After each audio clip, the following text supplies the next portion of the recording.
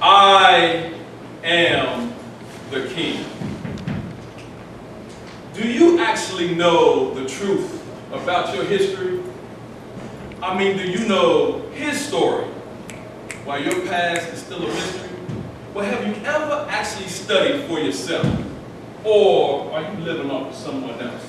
Just in case you didn't know, I am a descendant of kings. I don't care what you were told. See, you cannot believe everything you were taught in school. Many teachers and books were inaccurate, or they hid the truth, which is not cool.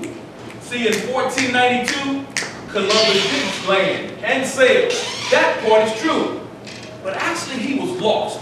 Killed many Caribbean natives and started the slave trade before he was through.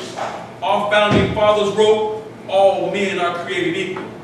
But half of them owned slaves, and they mistreated a lot of non-white people. Thomas Jefferson worked the Louisiana Purchase.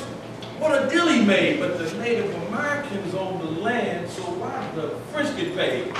Back in the day, minorities served freely on the Republican Party's team, while the Democrats were full of racists that helped birth the Klan's dream. Woodrow Wilson was a white supremacist back in 1902.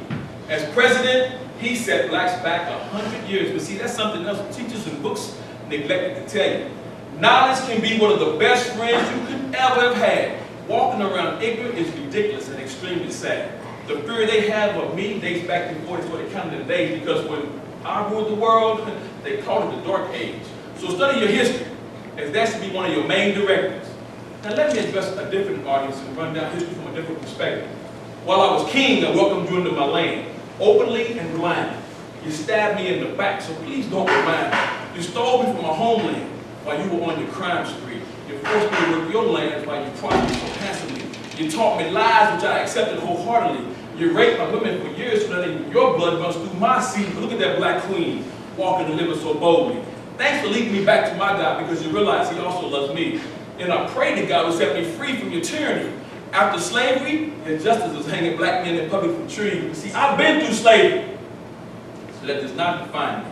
I deal with your racism, and I refuse to let that bind me. I even had to sue you in court for a right to get an equal opportunity. But I pray to God to forgive so we can all live more divinely. But don't push me, because now all that anger is completely behind me. We can work together, lead this world so we can all live free. But just remember, we are equals.